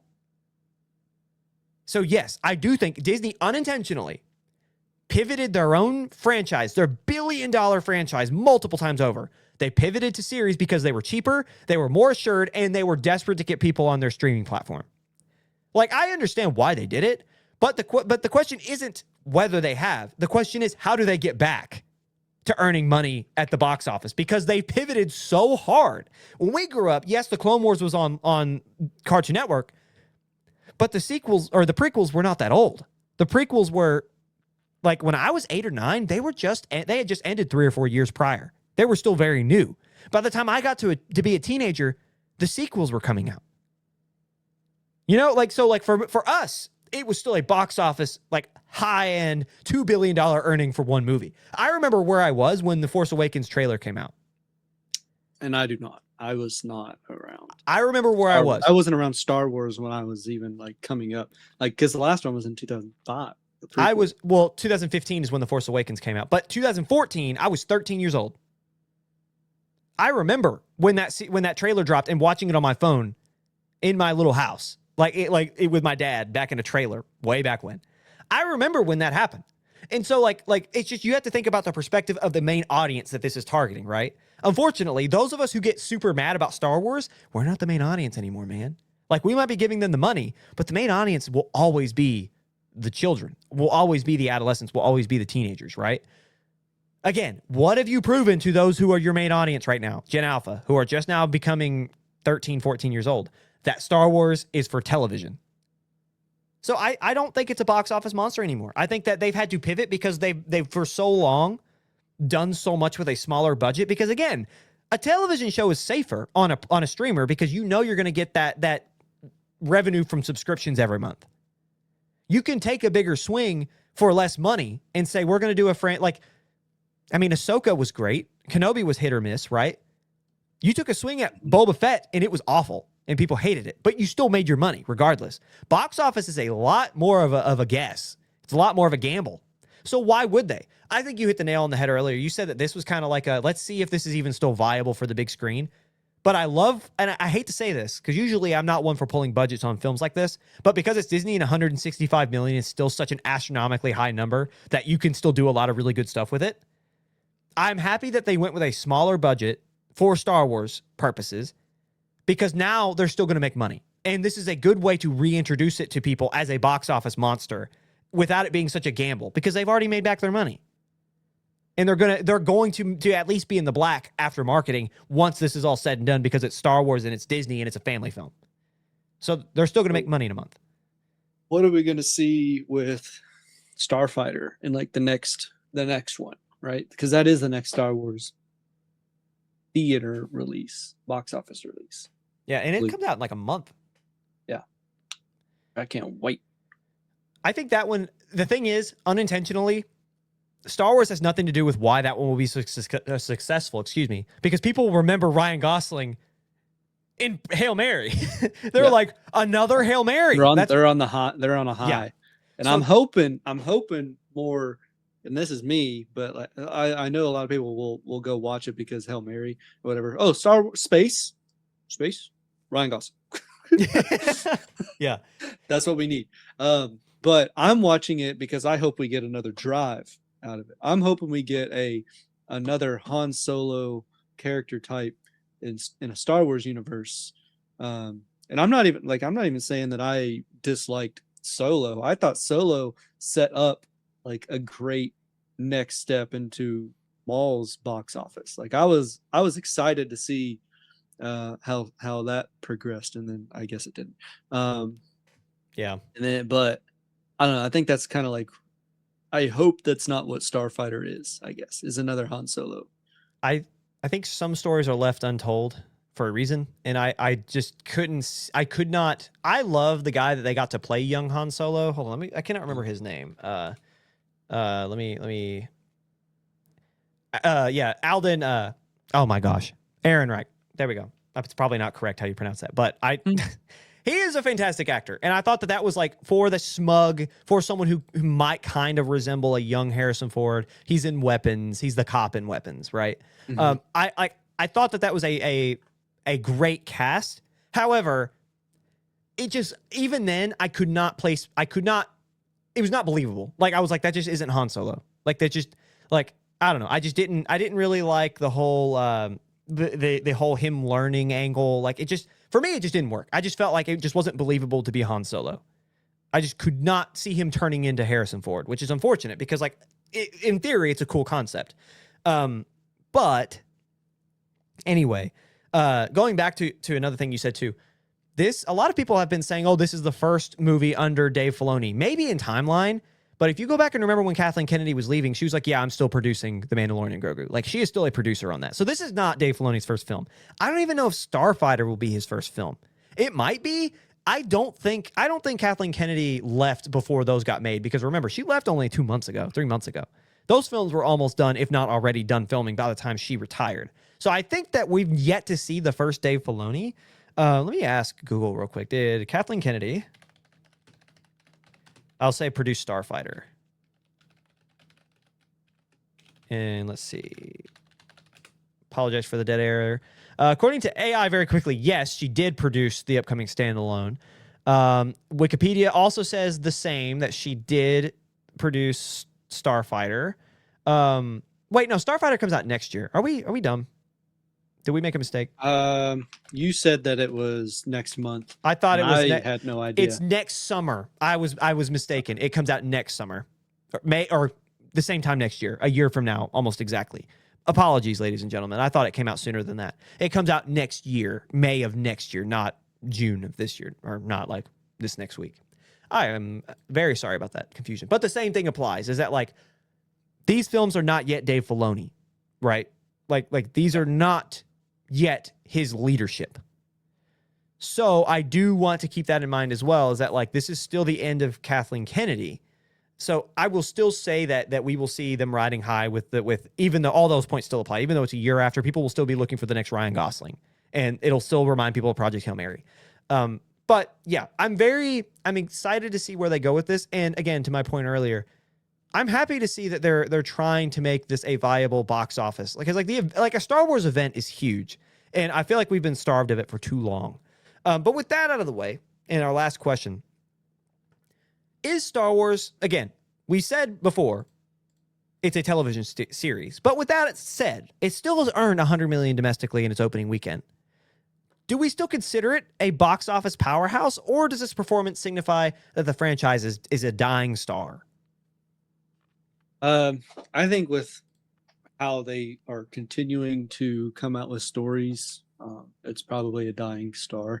I think Starfighter will kind of tell us what'll happen. It could be a nail in the coffin, or it could be a Rogue One, And so if it proves to be beneficial to tell new stories within this universe, I think we could see more that come out of it. Maybe not, as ambitious as horror, but more that are within the Mandalorian and Grogu area.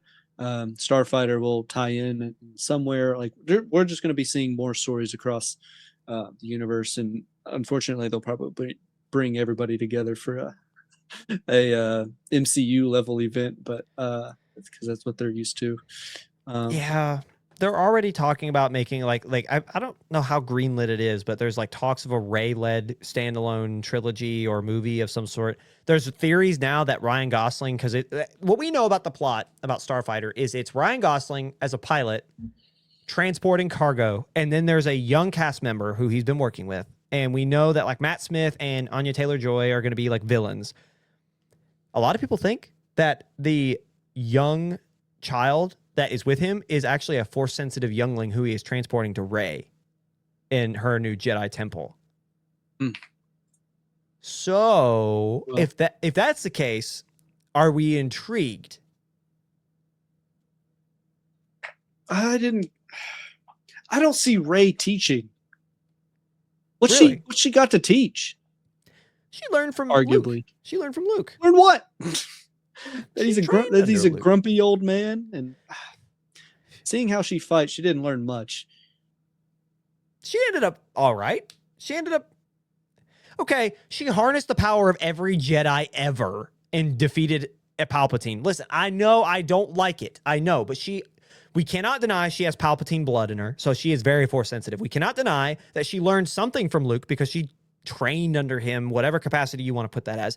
And she has shown that she has the power to harness the power or harness the abilities from every Jedi ever. She is very powerful, regardless of what, if you like it or not. Would she teach? Yeah. I don't think so. She has the empathy to do it. Her character throughout every one of those movies is very empathetic. I mean, the whole point throughout the entirety of the franchise, regardless of who was in charge, whether it was Rian Johnson or J.J. Abrams, it was, she's trying to save Ben. She's trying to save Ben. And I don't know. I will say, I don't know if I've ever talked about it on the show. Did I say what my theory was back in the day? Because this is why I love Star Wars and why I wish it was back to what it was and why I hope that these films can succeed. Because when I was in high school, it was like a debate at the lunch table of who Rey was. That was dude, the hype for Rise of Skywalker was real. Who was she? Is she an Anakin? Is she a Skywalker? Is she no one really thought Palpatine. Like, that wasn't really a thought. I'll tell you, I thought she was a Kenobi. I thought she was a Kenobi. I thought that she was Obi-Wan's granddaughter. Like, I had this idea that, maybe before Satine, what happens to Satine? Because remember, Obi-Wan, that's why he turned his back, or not turned his back, but kind of turned a blind eye to what was obviously happening between Padme and Anakin, was because he was having the same little thing on the side with Satine, right? Yep. What if, she got pregnant? And he never knew about it because Satine would be, because she's very stoic. She loved Obi-Wan. She knew how that would tear him apart to leave the council and to the guilt of, I have to raise my child because he's a dad.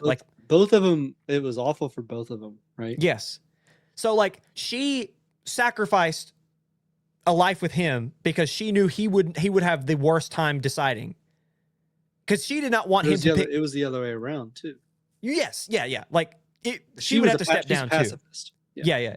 So it's I think they made a baby. That was my thought process back in the day, was Satine refused to tell Obi-Wan because she didn't want to put him through that. She had a kid who she never told Obi-Wan about, who then had a grandchild that was Rey. And that is why Rey was left on Jakku, because her parents were being hunted by Palpatine. Because Palpatine figured it out and never told Darth Vader, because Palpatine knew Darth Vader. Because remember, during that whole time, that 19 years, Darth Vader was trying to overthrow Palpatine and get his own Padawan, Starkiller, multiple times, even though Starkiller's legend. But we know this to be true, right? Anakin despised Palpatine. And if Palpatine thought Darth Vader would look at a Obi-Wan grandbaby and be like, not only are they going to be Force sensitive, but this is my ticket to kind of the rule of two, that would be why Palpatine would not say anything and why the Kenobis would leave their child on this desolate planet, was because they were being hunted.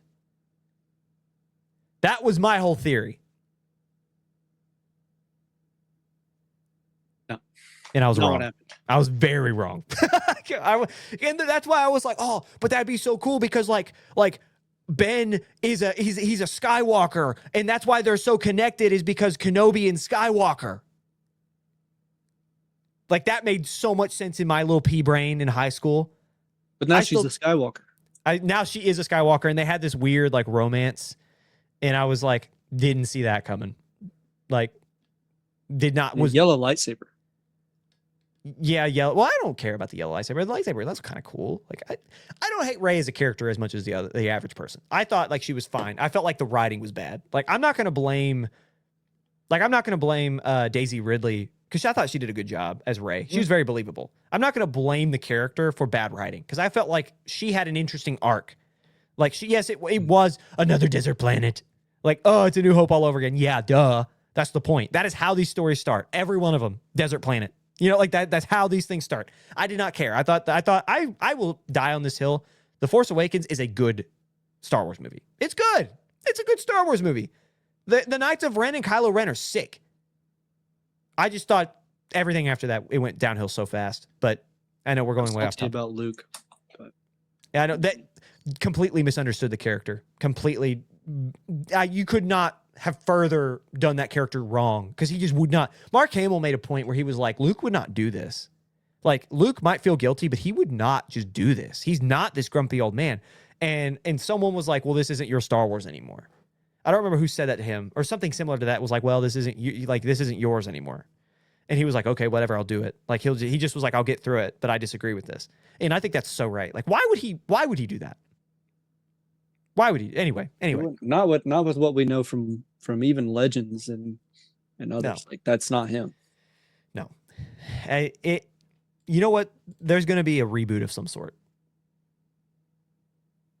I'm telling you. It's good. They're going to pull a Doctor Who, and they're going to I think they're going to just tell, because this has been a theory for a long time, is that like the shows are just going back over a little bit before the sequels and just telling the story right after the fall of the Empire and on, so that they can just very, very covertly and loosely rewrite certain events so that when they get to that time, they can just retell it.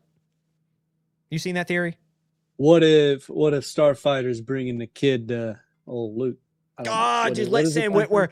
Two people I want to see in live action. Sam Witwer as a canon version of Starkiller, because Starkiller, stupid powerful, should not have been that powerful in the games, but is a cool character as like a concept of like, oh yeah, like Darth Vader had a secret apprentice. Yeah, why wouldn't he? Like, that'd be cool. And then secondly, I need Cal Kestis, dude. Like, I need a. You think we're gonna see that? There's a chance. In those. Do you think those games are canon because they're newer? They have to be. I think they're canon. They are. So why the actor? What is the guy who plays Cal Kestis? What's his name?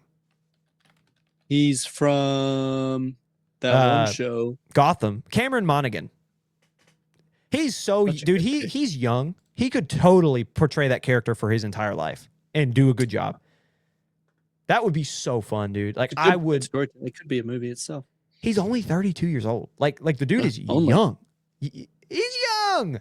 Come on, man. He could portray that character for decades.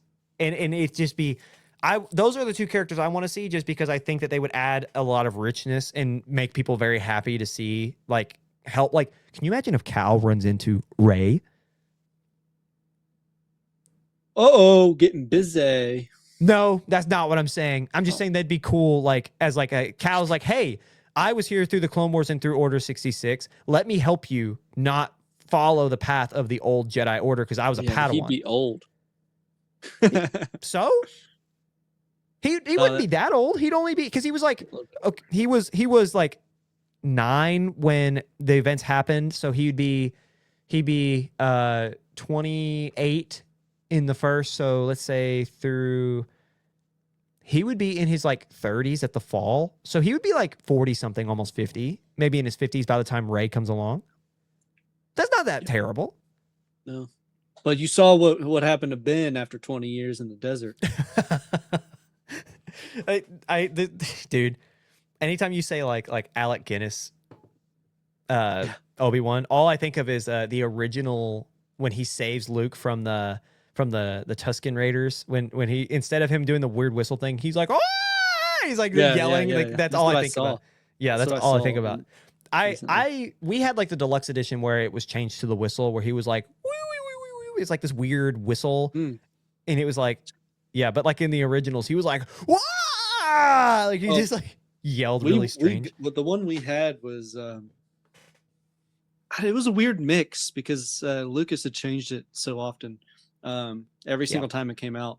So there was one where Han Solo didn't step on Jabba or something like that, because he wasn't CGI at one time and then he was.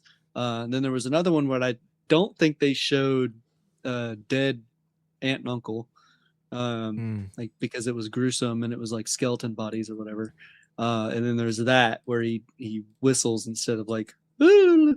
And so I had screaming Ben Kenobi, CGI Jabba the Hutt who gets his tail stepped on, and then I did have burnt skeletons. I had 2 of the 3. Yeah, it's very odd. I don't remember. It must have been I don't think you can actually find the Jabba like puppet version. Like I think that one he actually tried to expunge. Like you have to have an actual copy from back then to get it. Originally, it was just a guy. Yeah. In the 70s, it was just a dude. Like it was just a dude in like a fur coat who was Jabba. They changed that a lot. I like the way they went with the Hutts though. Like, which is why I'm excited for like when we sit down and watch this one, like to see Ruda, like that one. I'm excited to see Jeremy Allen White. But anyway, getting back to this, the reason we go down this rabbit hole is because Star Wars at its best will always be a box office monster. It's just a matter of like, are they in a position now to release that high quality movie? The unfortunate thing is that the sequels will not age, and they haven't aged the way the prequels have. They just haven't. So I think what they're doing here they're putting out affordable movies for Disney with characters that they know people love, telling a safe story. That's what this is. It's a safe story. So that they can hype up for next year's Starfighter, so that when they come out with their Rey sequels, they can continue to make billions of dollars in the box office. That's what they're doing. And I can't judge them for it. They screwed it up, and I really hope Dave Filoni hits home. I'm so excited to see what they do next, but I'm nervous. Anyway, what else do we want? Is that the end of our second segment? Do you have anything else you want to talk about Star Wars? I do not. All righty. And with that, we're going to end our second segment. So coming up after the break, we talk about what you should know before you go.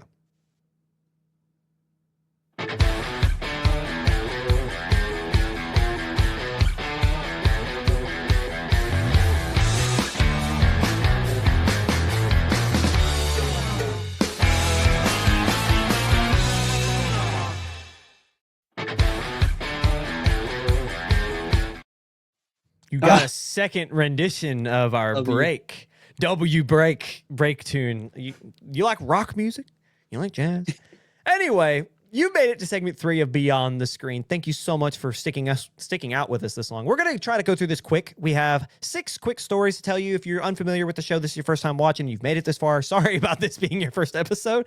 Not that we haven't had a great show and great discussion. Not that this hasn't been hopefully entertaining for you.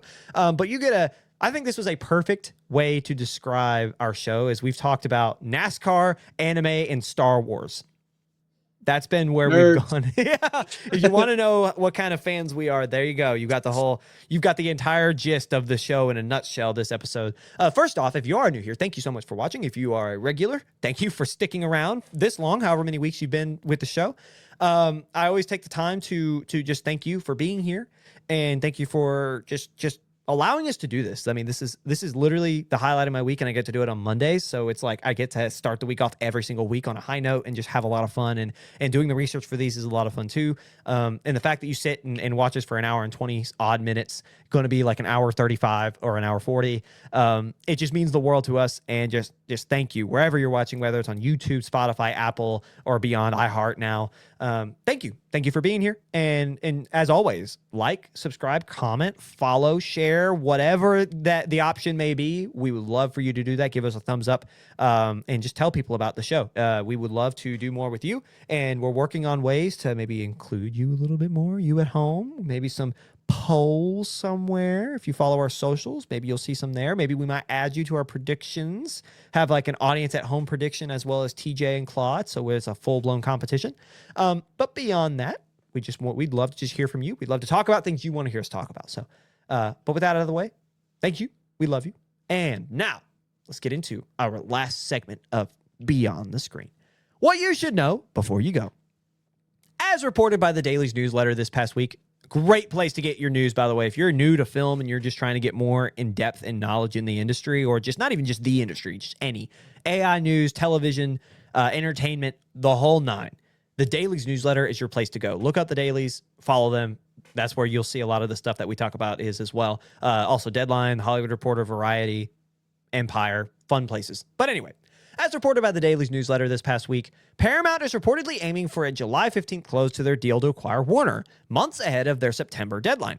Many theorize that this is a play to get the deal closed before California Attorney General Rob Bonta and others from around the nation can file to block it.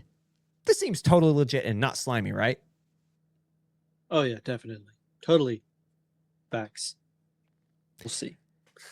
I love that they're like, the Ellisons are like, yo, if we just do this really quickly, they can't do nothing about it. So if we hurry up by just a few months, then they won't have time. And they're like trying to do this all secretly. And Deadline and Variety and the Dailies are like, hey guys, it's like, what are you guys doing over there? They're like crawling through the bushes. You know, everyone turns, the whole crowd. Everybody like, look. Yeah, everybody look at them. And all I imagine is Paramount, like David Ellison just doing one of these, just like, because they know they're in trouble. Like they know they're doing something that people might not like. Yeah. And Zaslav. Yeah, Zaslav is crawling with him. Yeah. But the thing is, it's either going to go through or it's not. You know, like we're just going to stare and make point to it. I would love how funny it would be if they have this like ticking fee, they add billions of dollars onto their whatever payment to Warner. Warner does nothing but continue to make stuff, and the government's just like, no. Like, I think that'd be the funniest, most ironic way for this to go. What a way for a billionaire to lose a bunch of money is just, we tried to buy them, and the government said no. Anyway. Moving on, according to Deadline, Sebastian Stan has confirmed that he will be playing both Harvey Dent and Two-Face in Matt Reeves' upcoming The Batman Part 2. Other reports suggest he will be working with the Penguin's makeup artist to bring the character to life. So if you liked what you saw from Colin Farrell as the Penguin, which he was completely unrecognizable, rumors are that same team is going to be working with Sebastian Stan to make him Two-Face. I am so excited. Like, this is going to be so good. And I'm so, like...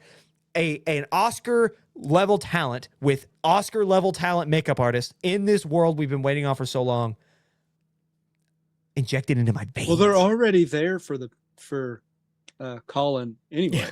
Just turn around. I love how this is like a big deal, and literally it probably went just like that. Like Colin was sitting in his seat and Matt Reeves walked up with Sebastian Stan and was like, "Hey, can you do him next?" Like it's like just that.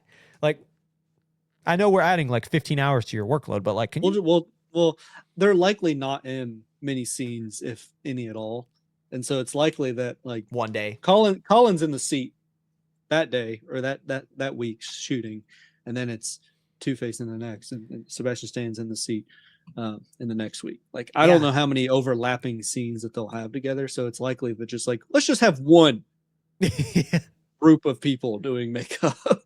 We'll just keep them on set for the months of shooting. That's something too. I want to point out, makeup artists are some of the most talented people in any set ever. So respect and show love to your makeup artists, or like those who might also double as actors, writers, and directors. Hello, Sierra. Give them as much respect as possible because they are very talented people. But anyway, yeah, I'm very excited to see this film. Moving on, this one was very interesting to me, and I cannot think of a film distribution company or a production company that has this level of dominance in a certain field or at a certain festival. And I'm curious your thoughts, Jake. Neon just picked up its 7th straight Palme d'Or after their film Fjord wins the highest prize the Cannes Film Festival has to offer. Films in that time frame, so that the past 7 years, include Anora, Anatomy of a Fall, Titane, and Parasite. 2 of those films won Best Picture at the Oscars, and another was nominated for Best Picture. Is it time to crown officially Neon as the king of the independent film circuit? And you always hear about A24 being like up there with independent films, but it's actually Neon winning all of the Palme d'Ors. Dude, like crazy. Like, like everyone knows A24. Yeah. It's not like that people Neon. It's not like people don't know about Neon, but it's like people think about Neon and they think of like Long Legs, right? Like they think about like, or like these like Cuckoo was one however many years ago that was like, oh, like they're just the indie horror, like they come out with only so like or like decently good horror films. 7 straight Palme d'Ors. Palme d'Ors is one of the highest honors you can get at any film festival in the world. The Cannes Film Festival is the biggest and most illustrious film festival the world has to offer, and they've won 7 straight. Sean Baker, Bong Joon-ho, Julia Ducournau. These are the types of films that are winning. Fjord, by the way, also stars Sebastian Stan. Like, I want to make that clear. This man has been busy. And you answered the question perfectly. They are the king of the independent circuit. A24 can step aside. They come out, like A24 comes out with great films, but Neon is the place to go if you're wanting to watch a fantastic indie film, just art house films. Sebastian Stan's bald on that one. Yeah, he's got like the wraparound back of head, like old man cut. The horseshoe. Yeah, there you go. But he's not old. He's like 50s, 40s, 40s, 50s. His beard's not changed much color, just his chin. But he's... You know, if that's what I love about Sebastian Stan so much. He's got the Ian cut from the Alvin and the Chipmunks. He does. With the glasses and the beard, but... How about some David Cross love? We love David Cross. Do you see where he had a terrible experience doing the Chipmunks? Yeah. Yeah, that's awful to hear. He's Ain't a good that guy, sad? isn't he? Yeah, David Cross is like loved. He's beloved in the industry. He's like he's a hilarious comedian. Like, people love David Cross. Did a great job. Obviously, Ian was one of the he's one of the villains of our childhood. Like, All of them. no, I don't mean like he's one of them. I don't mean that ironically. Like, he was like, when you think of like villains from our childhood, it literally is like Darth Vader, the Covenant from Halo, and Ian from Alvin and the Chipmunks. Like, unironically, like he's up there. Beyond evil. He like, why is he so evil? He's just not a good guy. But like, it's sad to hear that like someone so beloved who did such a good job on and as the main villain in one of our childhood like series, hate that series so much or have such a bad time. But going back to this, yeah, I love Neon, and I'm very happy to see that they're getting they're continuing to just be. And the thing is, going back to, sorry, I was gonna make this point. Sebastian Stan. The reason why I love Sebastian Stan so much is because he does a little bit of everything. Like, he's not afraid. He has, like, a lot of people, when you see people in, like, the MCU or whatever, like, think about, like, Robert Downey Jr. He had that one little pivot where he did Dr. Dolittle, which was awful. And then he didn't win an Oscar. I don't think he was nominated for an Oscar in Oppenheimer. But then outside of that, he went right back to Marvel, right? Like, he kind of sold his soul a little bit. Like, I still love RDJ. But he's not doing Tropic Thunder anymore. Like, he's nowhere near any of those films. He doesn't have to. Sebastian Stan plays one of the most pivotal characters in the biggest franchise in Hollywood history, and he is still doing art house films. He's still doing films that he loves. He did the Trump movie last year. Like, I love that about him, that he is like, I love film for filmmaking, and we see him in these types of films like Fjord and winning Palme d'Ors. Like, that's sick to see. And like, he's the main villain, or going to be one of the main villains in the next Batman movie, while also doing an art house film for Neon. He did the Sympathizer. Sorry, Robert Downey Jr. I was like, I saw him in something else that he played like an Oppenheimer level. He's in the Sympathizer, is a TV show about like a double agent during the Vietnam War. That's pretty cool. And Robert Downey Jr. plays like several different people from the CIA in this. I'm unfamiliar story. with that one. Yeah. It was decent. I liked it. It's 7 episodes. I think they're longer though. And then he's Sherlock Holmes in the. But that was before the MCU, was it not? There's a third one coming out. That one, now that I do remember, and I am excited for a third Sherlock. But you get what I'm saying, though. It's like you don't see RDJ in art house films. And I think it's cool that Sebastian Stan still does. I'm not trying to throw shade at RDJ. I love RDJ. But I'm just making that point. Anywho. Sebastian, he's doing really well, and I think he's going to keep him up for a while. Yeah. One of the best performers of this generation, and I'm excited to continue to watch him.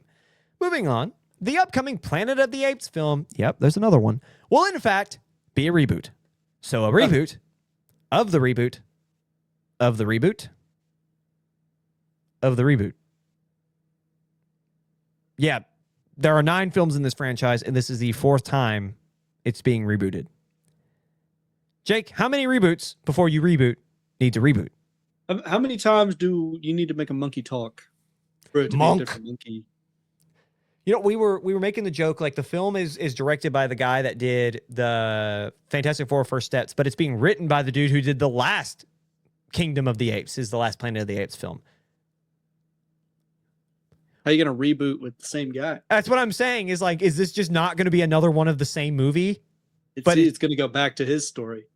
I made the joke before that, like, they approached him. They were like, "Hey, you write Monkey really well. Do you want to do another one?" And Jake, you quipped in. He just looked back at whoever. I think it's Warner Brothers that owns Planet of the Apes. I could be wrong. He was just Monk, and they were like, "He's in, Monkey." Locked in. Yeah, I can you. I don't know whether I would be insulted or not. They're like, "Hey, you write Monkey really well. Can you do another one?" And yeah, I'd love to. Monkey. Like, no shame, because I did enjoy Easy. Disney. Do you say Disney? Easy. He just says easy. Oh, easy. Yeah, I did enjoy the last two. I didn't really enjoy, I know, Planet of the Apes, the original with James Franco, like kind of showing how they became. I didn't enjoy that one, but I did enjoy the two after that, War and Kingdom. Both were pretty good. Why do we keep rebooting Planet of the Apes? Why do we need another one? This will be the 10th movie in the Planet of the Apes in the 4th reboot. Like, bruh. Anyway. There's still story to be told. It's the same. It's a reboot. They're just telling this beginning again. Anyway. Moving on. IMAX is pulling a Warner and reportedly has put itself up for sale after a wave of recent success. While sales talks are early, and as they have only approached potential buyers and they themselves have admitted that nothing may come of these talks, this comes after a slew of rising sales from the premium or for the premium format viewing experience. As of right now, it seems like the company, and again, this is from Friday's edition of the Daily's newsletter, they made a quip about how 1.85 billion was worth it for whoever might buy. So it seems like the company is asking for that number, 1.85 billion to sale. Why? Why are we doing this? Why? It's like, hey, we had a great year. 16% of all ticket sales for movies were premium formats, which is pretty high. IMAX and PLFs, premium large formats. Why are these companies like, hey, let's sell? We gotta get out. Yeah. Hey, this is the best we've ever done. Let's get out of here. Yeah. Well, I mean, they struggled through like COVID and that, and this is like the first year that there was like, I went out. I'm done. This is the best I can do. It's on the uptick. Let's get out before the next one. I hate M&A, dude. Like, it's just like, let's sell it to another corporate conglomerate that already owns a third of all the media in the world. Let's do it again. At some point, when does consumer protection kick in? Like, that's kind of where I'm at, is like, why? Like, I didn't even think IMAX needed to be protected, but here we are. I digress. In our final story, Netflix is putting yet another film into theaters, this time with the Brad Pitt starring Once Upon a Time in Hollywood spinoff, The Adventures of Cliff Booth. This is just another release in a recent trend by the streamer as it continues to extend into the big screen. Jake, do we think this trend will develop at a higher rate after Netflix lost out on Warner? No. No, that's pretty emphatic. I don't think so. I don't see Netflix really. It's going to be short releases anyway. I don't trust him with whatever the guy says that he's going to do. I think. Sarandos. Yeah. He's already went back on what he said, saying he's going to put them into theaters. And so, like, this is just, yeah, he's sure they'll put it in the theaters because I think the first one was in theaters. Was it not? Oh, yeah. Well, so Netflix bought it. So David Fincher is directing this Quentin Tarantino written spinoff, but the first one wasn't released by Netflix. It was released because it was a Tarantino. I mean, Once Upon a Time in Hollywood, distributor company, or just distribution company. It was Sony. Sony did that one. So I don't know how.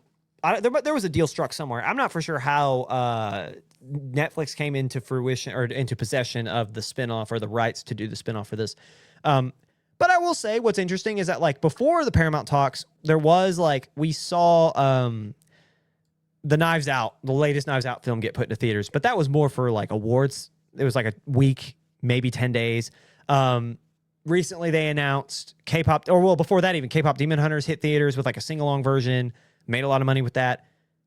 But what's interesting is that this one is 2 weeks. This is a full 2-week window, which is like not a lot. Like, I don't want to take that for granted. Like, that is a small release window. However, that leads up to its Netflix release 2 weeks before it's hitting a Thanksgiving week frame, November 25th.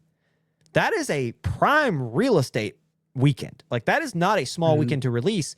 So it feels kind of like they're like, hey, let's see what we can do with this. Because, like, why keep going back? Like, again, and going back to K-pop Demon Hunters, they're doing the whole arena tour thing. It feels like they are going more into, like, another avenue of making money. Like, they have a long last learned that people will show up instead of just be at their house. So they're, like, trying to hit every avenue. They've hit podcasting, they've hit gaming, they've hit live TV.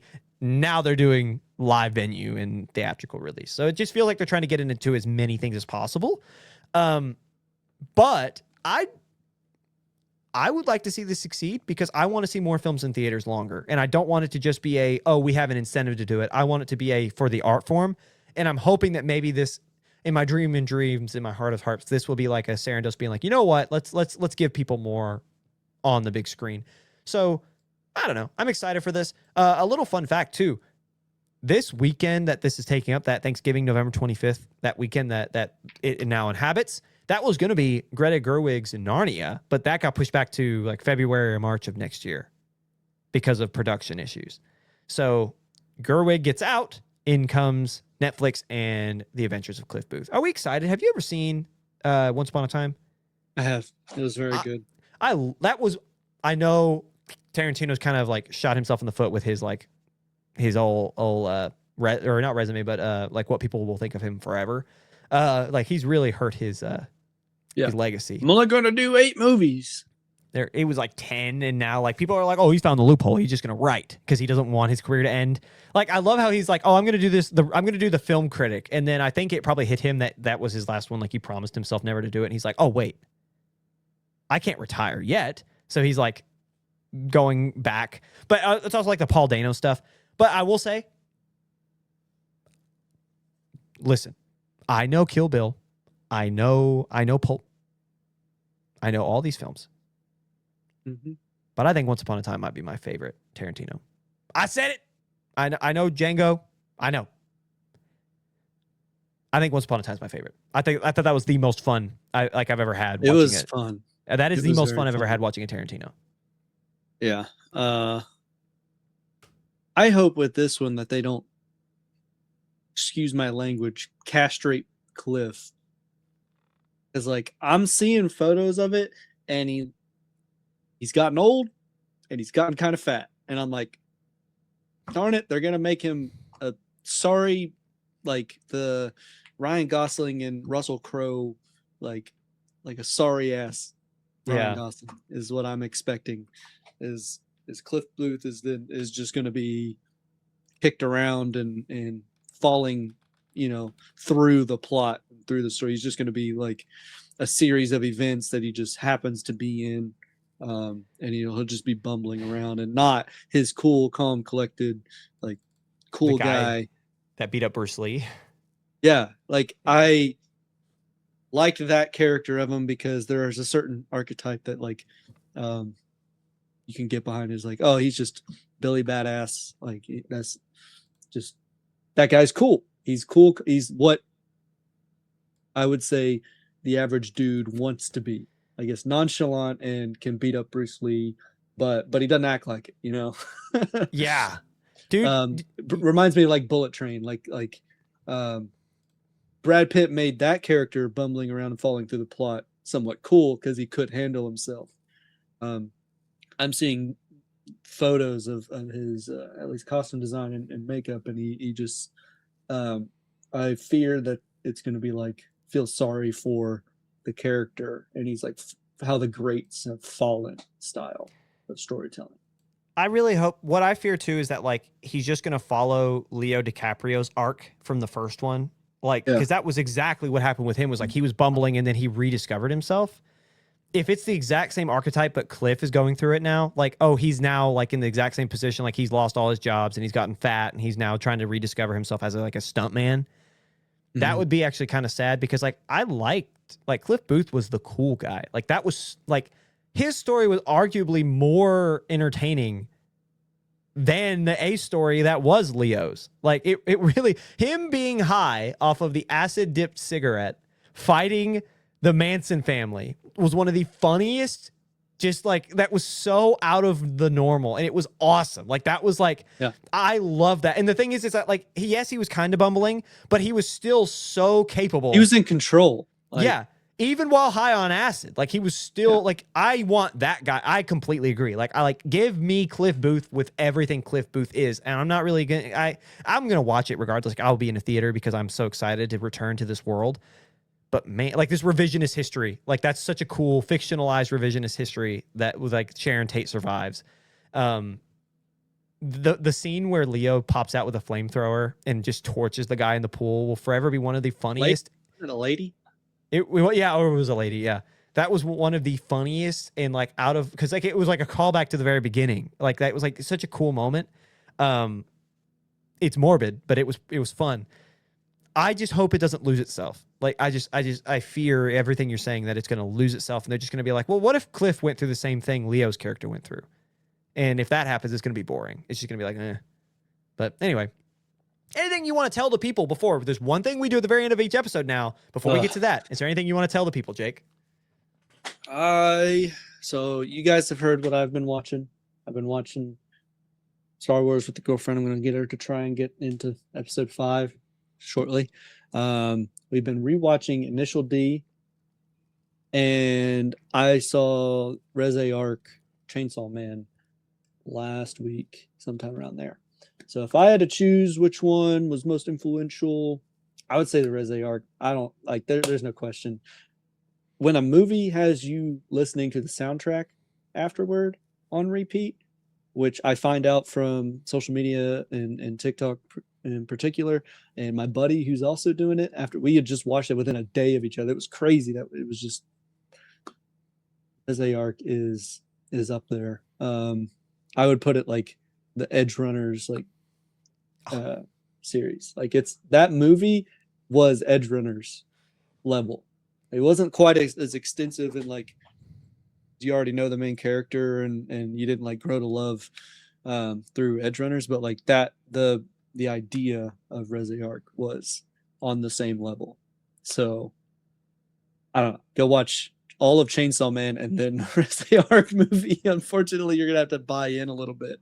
But I did the math for Ryan here, and it's only about 4.5 hours or 5 hours of watch time to get through season 1 of Chainsaw Man.